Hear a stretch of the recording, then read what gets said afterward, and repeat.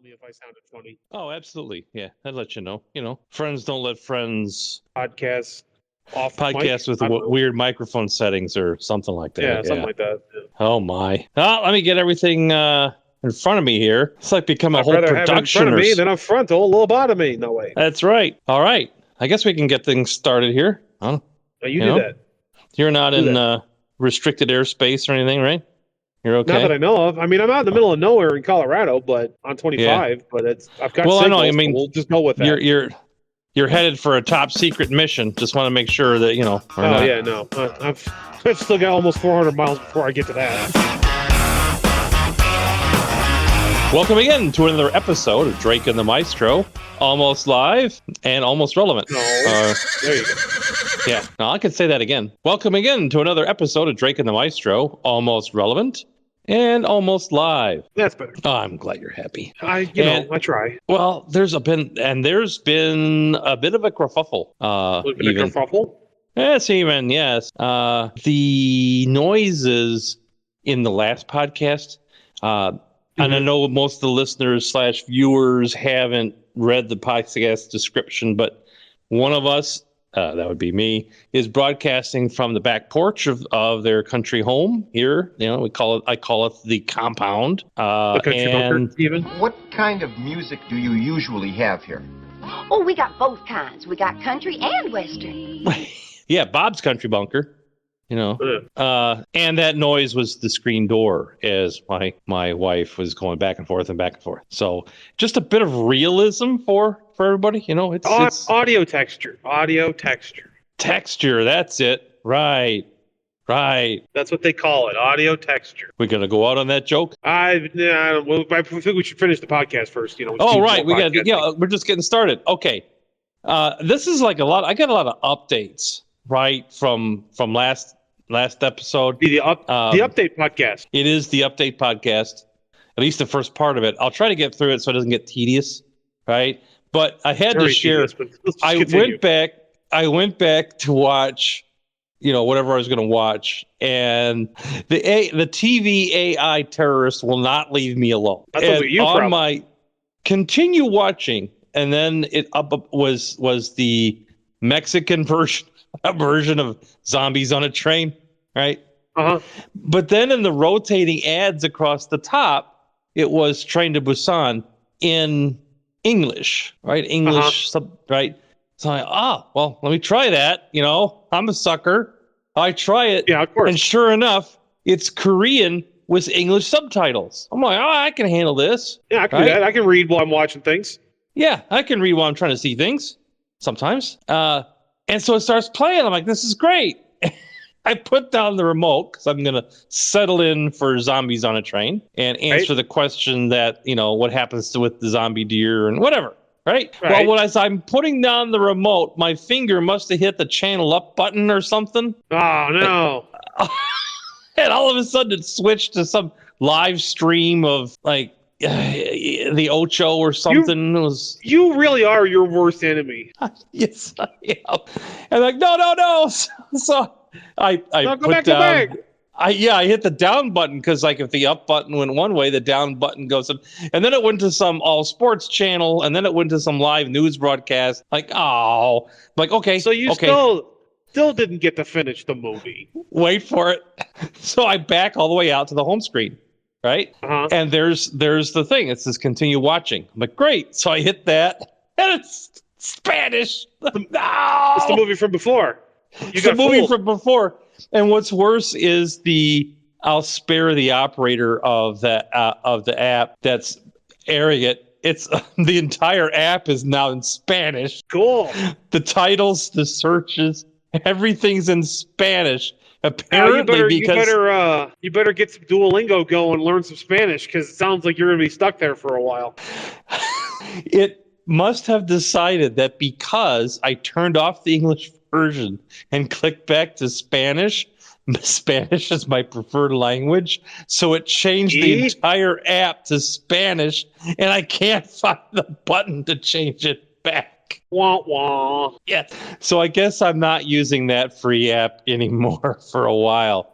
I didn't log on, and it's one of those free streaming apps. Just have an account, Yeah, like Tubi. Yeah, kind of like that. It's one of those like that. But I didn't log in with a username, password, or anything. So I'm just hoping that if I leave it alone, it'll revert back. Just leave it in a dark corner for a little bit, and eventually it'll kind of figure itself out. Think about what it's done. I don't know. Yeah. And if it doesn't, it's no great loss. But doggone it. So the TV watching saga continues. I got some chin music about being a little too harsh on the new streaming series Motorheads. Every time you say that, all I can think of is the band. I don't know if that says something about me. Yeah, Motorhead. Yeah, it says something about you. Yeah. Mm-hmm. I mean, a lot of things say something about me. I got live admonishments. Can we pause for a second and say I have live admonishments? Do it. I'm going to do live admonishments. The person in the right lane here is pulling a little trailer dolly as I'm going along, and they cannot pick a speed. Well, they passed me. I had to slow down and let them pass me because they were just hanging out next to me in the left lane. And I slowed down a little bit and let them go, and they took off, whatever. And now we're kind of going through some rolling hills here in Colorado as I'm heading south, not west. And they just cannot pick a speed. I don't know what that is. Well, I don't get it. Were they holding a smartphone? No, they weren't, surprisingly. Yeah, you do see that from time to time, and I think it's because as they're following, the speed isn't quite enough because, come on, go, I want to get going, and then they get around you, and then it's all scary because they're in the lead and it's the wide open road. I'm like, oh, this is fast and scary. No, it's going too fast. Even though the speed limit here in Colorado is 75. But anyway, we'll go back to Motorheads. We don't have to. No. You got to take your lumps. I did. So I got really taken to task. I'm like, oh, it's about cars. It's got cars in it. What are you doing? It's about car culture in high schools and whatever. I'm like, all right, fine. So first of all, let me just say, it's the top 10 streaming on the Jungle website. Okay, all right. I'll watch it so the rest of you don't have to. If that's the case, whatever. I'll acquiesce. Now, on DrakeAndMaestro here, we have a TV movie rating system that isn't number of thumbs ups or stars. It's how many fast forwards, right? How many times? Yeah, it's like in the scoring system's like golf. It's the less fast forwards, the better the show or movie. So a 1 fast forward show is much, much better than a 10 fast forward show. Right. It's opposite normal scoring systems where you want the low number. Right. So what does it mean if it's not how many fast forwards, but it's how many times I release the fast forward button to slow it down to watch just a little bit? That's like negative numbers, right? I was going to say, I guess that'd be like negative. I mean, if you're going purely based off of the scoring system we've established, it would be a good show because the amount of times you've actually pressed the button is low. But because you're pressing and holding, I guess we'd have to introduce some kind of new clause into the rating system where it's like if you have to press and hold and it's terrible. So I'm saying that this show is so terrible we have to adjust our rating system for the press and hold. We're gonna have to call it like the Motorhead clause or something. The Motorhead factor. Yeah. It is 100%. It's gonna sound way cooler than it actually is. Right. Well, as it should be. It is a 100% hard pass for me. And let me explain why. All right. All you young people that are now listening, I'm sorry. I know you probably like it because it reminds you of high school and all the angst and tension. Get away from the angst. Put down the angst and step away from the high school memories.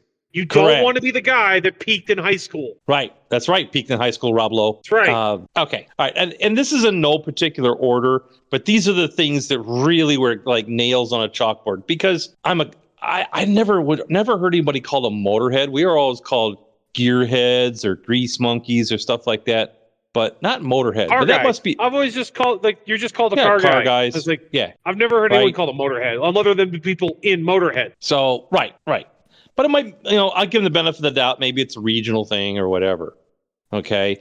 And it is set in small town, supposed to be small town Pennsylvania. It is Well, it doesn't look like small town Pennsylvania. It looks like small town Illinois or Iowa or Nebraska. Right? There's parts of Pennsylvania that look like that. There are. So again, I give it, they found the one part of Pennsylvania that's actually flat. I could go with it. It's okay. I could do it. I could just get past that. But there are other things I can't get past. This was written by someone with a limited knowledge of cars.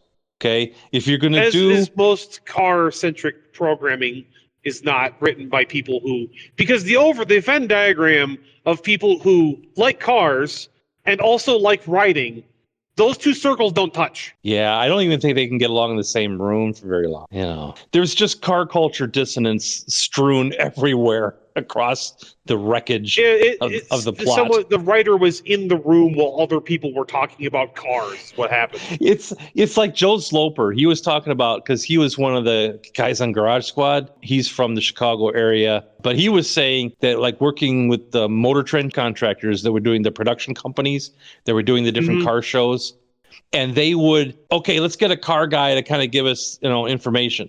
And so they would produce and write the car show, and then they would have a car guy or two as a host, but also as an advisor.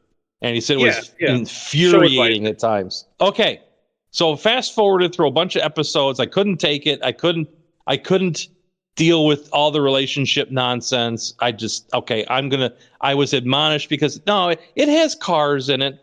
Okay, yeah, it does have cars in it. But in small town, now you grew up in small town, you live in small town, so do I. But in the small town you live in right now, if there was a street takeover in front of the grain elevator, let's say, the elevator on Main Street, right? And there's a street takeover there. What kind of cars, even if you factor in the consolidated high school where everybody from the county has to go, because every town is too small now for one high school. For one high school. Let's just say everybody from, at least the upperclassmen from the consolidated high school show up. What kind of vehicles do you think would show up, both as participants and observers?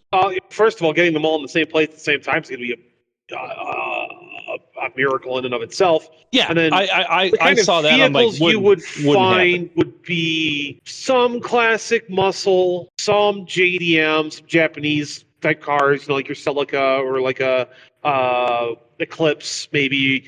If somebody's really into it and their daddy's got a lot of, the daddy farmer's got a lot of money, you might see a Skyline, and then it's going to be a lot of square body trucks. That's right. OBS trucks, as they say. Right. That's right. Lots of them. Lifted. They'll either be in various states of lift or slam, depending on the person and what they're into. You might get some newer muscle cars, depending on the age demographic. There would be the obligatory Charger and Challenger, I'm sure. Maybe a Mustang, the new ones, Right. Maybe if somebody's dad decides to show up, there might be a Corvette. Yeah, right. And would there be special, I don't know how to explain it. They're kind of like construction lights, those lights on a string, like Edison bulbs on a string. Would they string Edison bulbs all across the grain elevator and have cute little gazebos for everybody to sit in, and then have the girls piling into the back of a brand new Dodge King Ranch or whatever, and following along and cheering on the different? Wouldn't happen. No. Yet that was a major. You couldn't get enough artsy people together to put that together. Yeah, in our town. No, and they don't do that for the town. For the town, they didn't do that for the town, sequential thing that went on. Right, or for the festivals that we have every fall, and if it's planting season, forget about it. Yeah, forget it. Nobody's showing up to that. Or harvest. Or deer season. You'll get, if it's anywhere in the fall, basically anywhere in from fall to spring, no one's showing up. Right. And the cars that show up in the movie are a Porsche 977. The pickup trucks are all brand new, $60,000, $70,000 trucks. Oh yeah, I want to go to high school with it. I want to go back in time and go to high school with those people as my parents, because clearly they have money. Right, the mother, the widow in the show with the twins that are supposedly the main characters is driving a Tesla Plaid. It's like, wait, stop. Where are the people? Okay, and this is supposed to be small town Pennsylvania. What industry in small town Pennsylvania can afford people, not just the main characters, but everybody that lifestyle? This is not a suburb. It's not a rich suburb of LA. It's like they took a rich suburb of LA and we'll just do that and call it Pennsylvania. They just assume that everyone lives like that. Correct. That's correct. I've been to small town, middle nowhere Pennsylvania. I've delivered to those small towns. Those cars are 10 to 15 years old at least, if not older. Yeah. There's some new cars. There's some newer, depending on what part of Pennsylvania you're in. You will see some newer cars. You'll see more newer cars. The closer you get to like Philly or King of Prussia or the other side of the state, Pittsburgh, the cars will get nicer because you're in kind of major cities. But for the most part, they're old. They're just like where we live. They're old. Yeah. Unless it's the farmer, they're old cars. Right. And it's usually the farmer who's got an operation, and yes, it's a nice pickup. It's also a work truck. Yeah, it's his work truck. Yeah, he's got a brand new expensive pickup, but it's also his farm truck. That's what he's going to go out and haul the hay with, or bring the seeds out, or pull the anhydrous tanks, or whatever with. So we've got the main girl character, because apparently they're twins, the boy and the girl. And she's supposedly the big Motorhead of the film and hanging out with crazy uncle. And I'll get to that in a minute. But she's out at the local Tasty Freeze, and it's all the cliches like, is this all you people have to do out here? Well, yes, actually. Anyway, and there's a kid out there with like one of your JDMs. I forget, what's like a Supra or something like that. And probably a Supra. That would be the car they would use for recognition, because it's kind of the recognize. It's either that or a Skyline. Like those are going to be the two cars that they're going to grab, because they would be like, somebody will recognize these cars. It was a Supra, and it was straight out of the set from Fast and Furious. In fact, that's probably off the set of Fast and the Furious. It's got the big wing on the, standing up on the rear deck. It's got, and that's what this show is. This show is Everwood and Fast and Furious had an illegitimate movie with sprinklings of the Bruckheimer remake of Gone in 60 Seconds. And I'll get to that in a minute, too. Which, that remake at least wasn't totally terrible. No, it was its own thing. You can't go in expecting another, just a high-budget No, it's its own movie. Halicki. That's a different movie. Right. It's like an alternate universe Gone in 60 Seconds. Yeah, because H.B. Halicki, he was the king of low-budget car crash. Right. So as soon as you go to Bruckheimer with high budget, you just lose the HB Halicki charm and you mojo, lose some of the magic. But you get something different, and that's okay. And Nick Cage did a good job. You get something different as long as it's good. Yeah, and it was. Otherwise, it's a problem. It was good. It was a good movie. It's like your root beer. It is good. It is good. But anyway, we get back to the Motorhead's admonishments here. So they're at the Tasty Freeze place. And she's like, oh, he's like, yeah, I got a funny sound on my engine. It's like, oh, I can't figure out what it is. And I said, well, let me look under your hood. And then there's a specific set of sexual humor about looking under his hood, about she doesn't know what's the matter. You don't want me to look under your hood? It's like, oh, spare me. So high school. Oh, wait, this is a show about high school. No, but it's not even, we had better, No, it came off as contrived, and someone reading a script. Because it's not natural. It's not. No. It's not. It's actors delivering bad humor. When you do it as a kid and you're doing a bad joke, it's delivered differently. Well, and these people had just met. You don't usually get that kind of rapport, you don't usually do that. You don't do that with people you just met. That's not the kind of thing you do. There's usually some initial sparring or whatever as both sides get to know each other, but it's not the same. Or it's just polite and feeling out what the other person is like before you start slamming them. And so he lifts up the bonnet for you Brits out there, because apparently you're listening. Thank you. Thank you. I don't know why, but anyway. And there's this, elaborate turbo setup in there. It's like, oh, wow, this is really nice. Did you do this? He's like, yeah, I did it myself. It's like, well, I heard the noise. It's your pulley bearing, Okay. And he's like, really? I haven't been able to figure it out. It's like, well, bring it over to my uncle's shop. Crazy uncle. Bring it to my uncle's shop. Right. We'll diagnose it. And he's like, well, don't you need you don't need sophisticated tools to do. You need a half drive, 8-inch long extension, and you put it on the bolt for the pulley bearing and put it in your ear.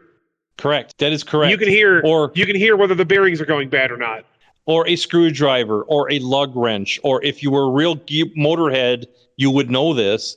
Second of all, how many times have you walked out to your car and go, crap, I got to replace the tensioner pulley because it's making that noise, right? The squealy? Yeah, the squealy, grindy kind of, oh, crap. Yeah, right? The belt. And that's what this car was supposedly doing. So the kid who can figure out how to put a very fancy turbo system in his car doesn't recognize a bad tensioner, and it takes the angsty know-it-all chick to point it out, and then at the time they wouldn't have a show. And then the time it comes for her to confirm it, she backs out and says, "Well, I got to bring it to my uncle's shop." Yeah. Okay. All right. And then there's let's go to the unbeaten Charger, which is it's not the hero car, but it's a featured car. It's a yellow car. Yeah, it's a yellow 70s something or other. Uh-oh. I think it's a 73 because the 73 Charger Rally, they had really weird slotted vents in the door. You know how Chargers had those scallops in the doors? The Gen 2s. They tried to bring those back on the new ones. Yeah. But there was a Rally version in, I think, 73. They gave it slots and deleted the scallops. Oh, is that what it was? I knew it was something like that. Yeah. Think the Burn Notice Challenger or Charger, right? Yeah, I know which one you're talking about. I know the 70s Challenger. That's the ugly one. So the doors are they got rid of the scallops. The doors are just what they are. But the Rally version, they put these horizontally slotted looking things in the door. And they look completely out of place. In the fenders, they would be kind of cool. But in the doors, no. Yeah, they're kind of weird. Yeah, because there's no body line that it makes sense with. Anyway, this car has that. And if it's a real one, it's worth some money. Yeah, it's hideous. It's ugly. But it's really worth some money. They're rare. But it's still a Charger. Well, it's a Charger Rally. It's a weird 73 only trim option that you don't see too many of them. Or somebody in the somebody in the prop department went, hey, these will look cool on this car. Right, and they had them in 73. Yeah, they did, sort of. Anyway, so she's looking at the car. It's in its faded, rusty glory, sitting in the corner of the uncle's shop, who is having hard times. He's let all his employees go because you can't get orders out or can't get orders in. There's trouble with orders of some sort. And there's a real cash flow prop going on. Yeah, there's a little cash. His cash money business is not doing so good. They roll back the tarp, and then there's the yellow Charger all patinaed, and it's a callback to the beginning of the very opening scene of the show where they have that car all dressed up with a license plate that says UNB 10, unbeaten 10, right? Unbeaten. Yeah. Anyway. Yeah. And it's the car that wins the race, and then the kid has to give up his Corvette and yada, yada, yada. Okay. And they're like, first of all, they're having the conversation, and she's standing there with the open hood behind her, and I have to freeze frame it and look. I've had my fast forwards, but now I have a freeze frame. So I guess does that negate the fast forward? Yeah. Does that negate a fast forward because I did a freeze frame? Okay. I don't know. If you have a car with a license plate that says unbeaten, right, and it was unbeaten. What engine in the Mopar verse do you think it would have in it? I'd either be a 426 Hemi or a 440 big block, or maybe a wedge, maybe right? The max wedge. A 318 wedge. Yeah.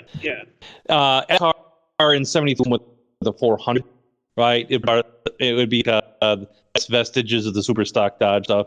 But no, right? I mean, that's why I had to freeze. And what's one easily identifiable characteristic? It could have swapped in just about anything. What's an easily identifiable characteristic of all those big block Hemi or big block Mopars? If you can recall, they're huge. Well, the heads are hit, right? And the distributor is where? Up front. On the front. It's right at the front of the block. It's on the front, and in a lot of cases leaning over to one side. Yeah. Yeah, it's like right in the middle of one of the heads, canted over or straight up. Yeah. Well, what caught my attention, what caught my notice was distributor in the back against the firewall. Like, oh wait, that's a small block. Oh, that's a small block. It's either a small block or it's a Chevy. And then they had the narrow finned heads that you see on so many small block Mopar. Like, okay, yeah, that can't. I don't think that can be a 340. The real screamer of that whole small, 318, 340, 360 really was the 340. The 340 in my Challenger. When I built it, it was they were hot little screamers. Yeah. So is that enough to propel that boat into unbeaten territory? I don't think so. Maybe in the 70s. But it's worse. It's not. It's a 360. It's a 360 with a single Holly 650 with vacuum secondaries. That's not exactly what you would call a race dominator. You know what I mean? No. It should have a thermoquad, a Carter AFB series. That engine originally came with a 2-barrel. So if you put or if you get a Magnum, you put a 4-barrel on it, you might see, it's 250 horsepower all day long, maybe 300 if you put a cam, whatever in it. And then the 360 tops out. You just can't build a lot of power out of 360. And listeners, if you want to argue with me, go ahead, hit me up with the comments or DrakeAndMaestro at Outlook.com. Or you could just hit me next time you see me on the street, figure out who I am. Go ahead. Yeah. But I stand by it. As dyed-in-the-wool Mopar guy, 360 is not the motor you want to try to build power on. So anyway, we're moving forward. So, your autism is showing. I know. I'm sorry. So the other cars that show up. Put that away. So that's kind of that's the old hero car, and they're going to rebuild it and bring it back to its former glory. Okay. Uh-huh. She talks about a car getting a 9.9 Hemi. Okay, no, it doesn't exist. That'd be 600 cubic inches. I don't think even Keith Black builds a 600. But I don't even think the rail cars, right? The drag cars, the rail drag cars, the top fuelers. I don't even think they're that big. Yeah, they're big, but I don't think they're 600. I don't think they're 9. No, I don't think they're 10 liters. In any event, the struggling shop with the crazy uncle, they're not going to be able to afford because they're looking under the hood of a donor car. Like, this has got a 9.9 Hemi engine. Right. Minimum. Like when the Street Outlaws guys blow up their engine in a episode, it's a $30,000-$40,000 engine. They just put a hole in. At least. So that brings them back to my other question: who's financing this? Right? The producers. It's not Crazy Uncle. He's had to let all his employees go. The TV show, I'm telling you, it's the producers. But they have a plan. And they have a plan, do they? Yes. The other cars in this Stinkburger is the much revered Pontiac Sunfire. A Pontiac Sunfire. The 1980s two-door Econo box that could barely get out of its own way. With its Iron Duke. Yeah. If you were lucky, you got an Iron Duke because that thing's run forever. If you were unlucky, you got the same motor that was in my Grand Am. Well, that's the quad, and then they had the quad 4. Yeah. Right. Those two would just decide that at some point to yeet the cylinder head into the stratosphere. Exactly. But if you were lucky, you got a Sunfire with an Iron Duke. And then the hero car for this thing is a Porsche 997. It's a good car. That's a nice car. That's the car that does that dominates the street takeover and eventually wins the big race. And that's a flat 4-liter flat 4.6 or flat 6 that can be made to make a lot of horsepower. It already made like 400 something when it came. Yes. Yeah, it was like 300 something out of the factory, and then it could be pushed to like 5 or 6 pretty easily. Yeah, and they ended up the 997 was the GT2 platform. Yeah. So it was a pretty stout, pretty hot car. And the end of the run, for 997s, they just started the GT3. So I guess 997. Yeah. So okay. So you could say, okay, fine. But what does that car cost? What is that? 100 and a half? 150? When it was new. Probably. When it was new, it was $150,000 to $200,000 car. Now those cars are edging up on $750,000. Right, and what's it going to take? The mods aren't cheap, so if you're going to mod it out, like a Motorhead, that's another $60,000-$70,000 in mods minimum. Right. So I'm asking these, inquiring minds want us to know. I'm asking these questions. Inquiring minds want to know. Yeah, where are these kids getting the money? Where's mom getting the money for her plaid? What's the drug then deal? kind of. There's a backstory of the other uncle who isn't around anymore, who's disappeared, who's gone missing, involved in a bank robbery, and there's a big mystery there. So that's part of the story. And they eventually concoct a plan. This is where the Gone in 60 Seconds comes in. One of the kids' fathers has a car collection. And in that car collection are the real cars. Okay? A Mazda RX-7 track car. A 68 Mustang. What year? Oh, Curious. it's the really desirable wedgie looking thing. Not the first gen, it would be like the second or third gen. Yeah.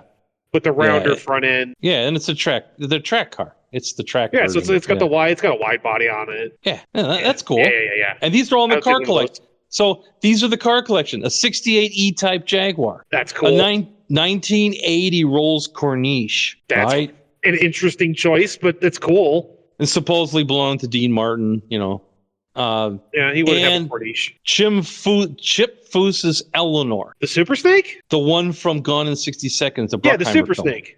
Yeah. It was produced in part with Chip Foose and Shelby. Yeah.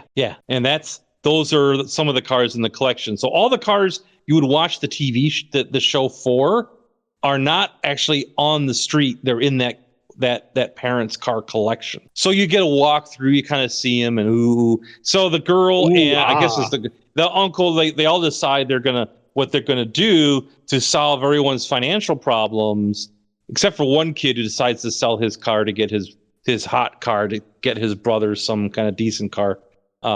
He's actually is legitimate. He sells his 68 Mustang and gets his brother in some kind of JDM. Okay. Good for him. Have a little character. Yeah. Don't go in with these other scumbags who decide to rob the parent of their car collection. Wait, so they're actually going to, this TV show is the heroes of this show are going to rob someone? Correct. A la Gone in 60 Seconds. This is supposed to be a wholesome TV show about coming of age in high school? Yeah, I remember my first car robbery in high school. Well, I do, but we won't talk about that. We won't talk about that. That's for a whole different podcast. I'm trying to make a point here. Why are you undercutting? Why you undercutting me like this? I can't help myself. So they decide that's the rest of the show, and then they get involved with this. There's a biker car gang of college age people. Bunch of nerds. It's a biker car gang, and they're kind of running the show, and they're the ones that kind of sanction all the major events. And pick a lane. Pick a lane. Are you a biker gang or a car gang? Well, it depends on the day. Okay. I know there's some crossover between bikers and car guys, but it ain't much. Pick a club. Pick a club. Pick a thing. Pick a thing. A thing. So I'm going to stop there. I'm going to stop there because I could go on and on, but I got more and more nauseated to the point where after fast forwarding through most of the season, I'm like, okay, I'm done. I can't. It's not getting better. Yes, it's the listener who said, you got to go back and watch it because there's all kinds of cars in it. You're right. There are cars, but it's car dissonance. It's absolutely the problem. The problem at that point isn't the lack of cars. It's that the people around it are the problem. Yeah, and to everyone who was saying, we didn't come into Drake and Maestro for a TV show review and car nostalgia. I'm sorry. I've been challenged, and to the listener who said you got to go. You asked for it. You started this. If they want Russia nuking the moon, you started this. That's right. Russia started it. If you want to tell a coming of age stories that's car or at least automotive centric, let's do a real one. Okay? Why can't? Yes. Shoot. Can you have Tokyo a Pontiac? Fast and the Furious Tokyo Drift had a better coming of age story in it. Yeah. And that's not saying a lot. That's not saying a whole lot. Instead of racing $100,000 cars, because let's face it, most of us growing up, we looked at those cars. We had some of those cars as posters on our walls. I was going to say, I had a poster on my wall that had like a Lamborghini Diablo and a Dodge Viper ACR and, and I had Ferrari and I had a Countach poster. Yeah. Every kid that's into cars has those really expensive cars on their wall. Right. But what were you turning wrenches on? Driving those in high school. What were you turning wrenches on, though? A Pontiac Grand Am. Right. And in some of your old man stuff, the S10 Blazer, and stuff like that. The Grand Marquis and the Grand Marquis that used to be a cop car. That was an LTD that used to be a cop car. The Grand Marquis. Yeah, the LTD cop car, yeah. And the For me, and you remember what, and that's the other thing, all these synthesized and unrealistic, augmented, sound lab, enhanced car sounds in the show. They sound cool, but it's not authentic. You remember the sound of that ground pounding big block Mopar I had when you were to a junior high? You remember that thing? I wouldn't have been in junior high. Were you elementary school? I've been younger than that. I'd have been like grade school. Yeah, maybe so. I don't know if you remember it. Maybe you do. Grade school, I remember some of them because I remember the Mustang. The Mustang is what I'm talking about. Yeah, I remember the Mustang. So to the listeners out there, instead of getting a $150,000, $200,000 Porsche, what I got was a $300 '73 Mustang with not a single straight or unrusted fender because I wanted a lighter vehicle to put my big black Mopar. That's what you're telling people. You want a lighter vehicle. It wasn't that was what you could afford, and that's what it looked like. It was. It also happened to be rust orange, so the rust kind of just blended in. It was great. It blended, and then the one set of taillights held in with wire ties because the fender had been crushed on a tree. All that kind of stuff. Yeah, and then that fender had a bunch of holes in it for where you tried to pull it out. Yeah. Correct. That's correct. All the money went into the driveline. All of it. Yep. So big Mopar 727 trans with trans brake, all that big Dana axle, welded up some frame connect.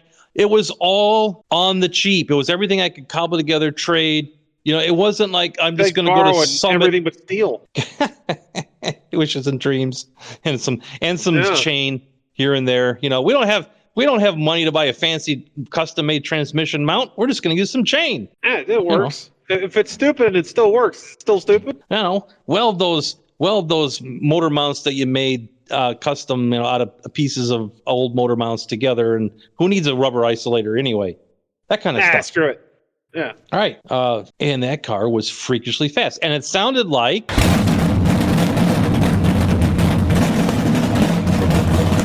See, in my head, when I was a kid, that car sounded like the donk that Hoonigan built. And it wasn't quite that rowdy. But that's what it's... When you're 7 and you hear a car like that for the first time, that's what it sounds like. It's that big, lopey, barely runs. Right. Angry. You have no frame of reference. Right. It was angry. It was definitely angry. And that's the real... If you want to tell... And that's how it was from high school forward for me. It was always just... It was like no money, working every kind of job I could get my hands on, and all the money went to, let's see, I could go on a date, or I could buy a carburetor. Carburetor. What you just experienced with that TV show is what modern car culture has become. It's clout chasing. It isn't about working on the cars. It's about having the coolest car and the coolest fast car that money can buy. It isn't going out and building a cool car as much as owning the cool car. See, to me, that's not. All right, quick story then. So I'm running my shop out. You sure it's gonna be a quick story? I'm running my shop out on the far northwest side, and there was a shop just down a car dealer just down the street that sold exotics, right? And they would always come by, and I would take care of their mechanical stuff for them and whatever. And they would always come by and say, "Oh, we got a car that's can outrun your Mustang." And so we go down by the police department, because the police are never at the cop shop; they're always out on patrol. No, they're never at the police department. The street there is a perfect quarter mile, and we would race down there. And so the guy comes, they send the new salesman over with a Viper. It's like, oh, they said that we can You were quick. It was quick. 13 seconds flat quick, but you're not going to catch an 11 seconds. Was quick. Yeah, it was quick in the 90s, but you're not catching an 11-second car. So I tossed the keys to my shop manager. Goes, hey, bring the Mustang around. So guys were waiting up front, and he's got the Viper sitting there idling, and all of a sudden you hear.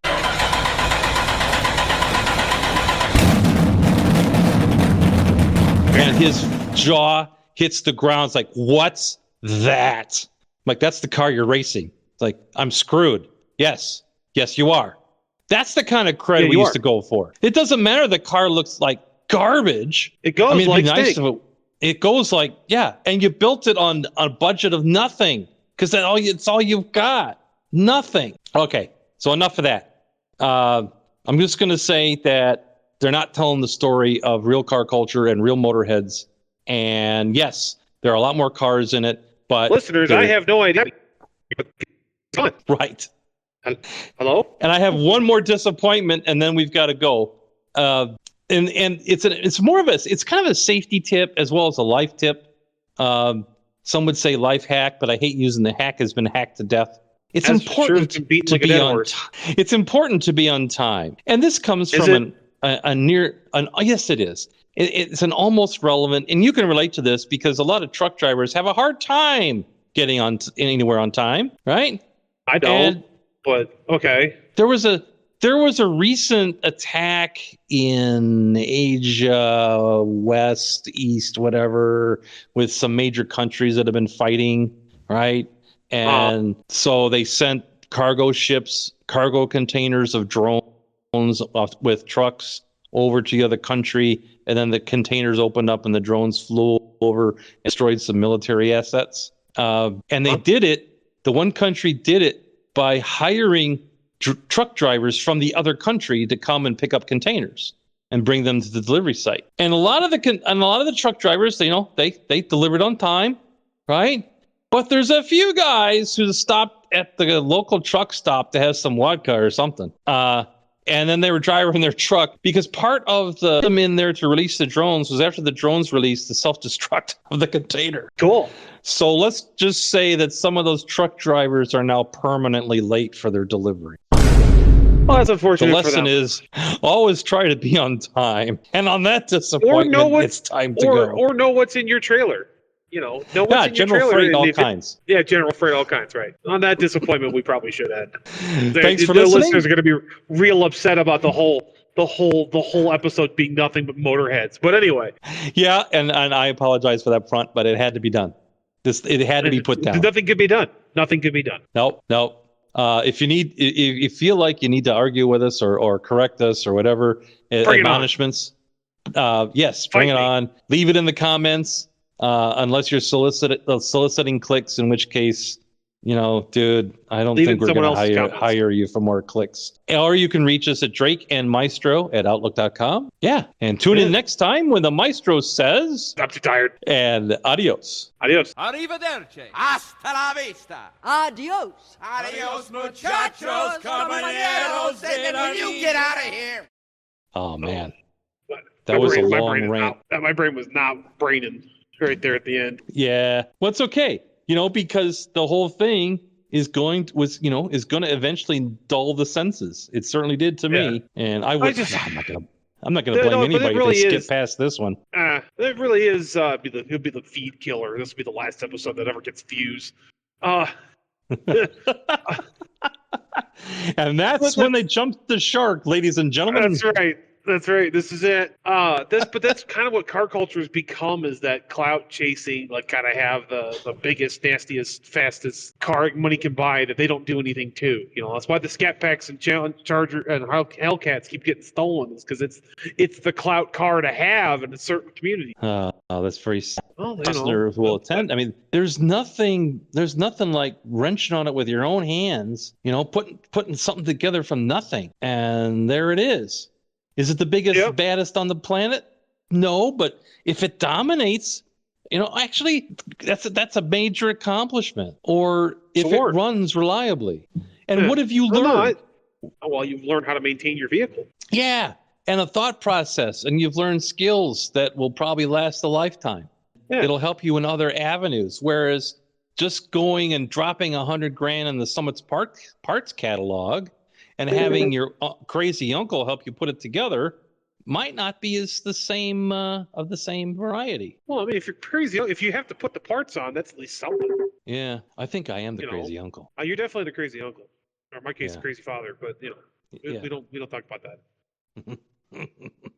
I just, that's what it's become. It's not about the cool builds. You don't see a lot of unique builds anymore where people go out.